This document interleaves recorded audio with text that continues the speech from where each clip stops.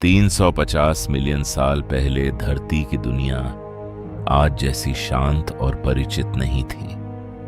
ऊपर जमीन पर जीवन फैल रहा था, लेकिन असली हलचल, असली ताकत समुद्रों के भीतर छिपी थी। गहरा नीला पानी जिसमें सूरज की किरणें धीरे धीरे नीचे उतरती हैं, लेकिन यह स्वर्ग उतना ही खतरनाक भी है। इन्हीं पानियों में राज्य करता था एक विशाल समुद्री बिच्छू। इनमें से कुछ इतने बड़े थे कि लंबाई 2.5 मीटर से लेकर लगभग 3 मीटर तक पहुंच जाती थी। उनका शरीर खंडों में बंटा हुआ, आगे की ओर मजबूत पंजे और पीछे तैरने के लिए बने चौड़े पैडल। हर चीज इस बात की गवाही देती थी कि ये पानी के लिए ही बने हैं। पानी के राजा वे तेज रफ्तार तैराक नहीं थे, लेकिन उनकी हर हरकत सोची समझी होती थी। धीरे धीरे आगे बढ़ते और फिर अचानक एक झटका, एक हमला, और शिकार उनके पंजों में छोटे आर्थ्रोपॉड्स हों या शुरुआती मछलियां। कुछ भी उनकी पकड़ से बच पाना आसान नहीं था। लेकिन कहानी यहीं खत्म नहीं होती। कुछ यूरिप्टेरिड्स सिर्फ शिकारी नहीं थे, बल्कि अलग अलग जीवन शैली अपनाए हुए थे।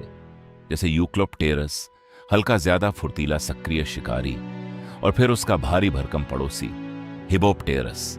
हिबोप्टेरस का शरीर चौड़ा और मजबूत था।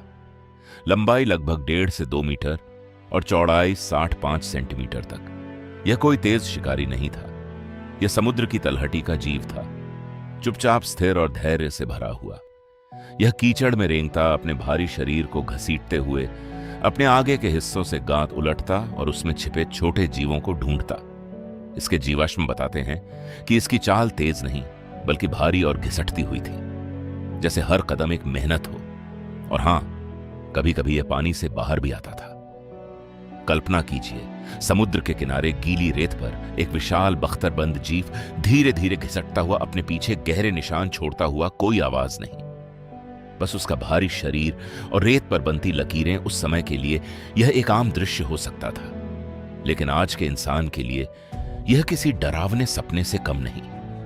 कार्बोनिफेरस के ये समुद्र सिर्फ जीवन से भरे नहीं थे, वे शक्ति, संघर्ष और अजीबोगरीब रूपों की एक जीवित दुनिया थे, जहां हर लहर के नीचे कुछ अनदेखा, अनजाना और खतरनाक छिपा हुआ था।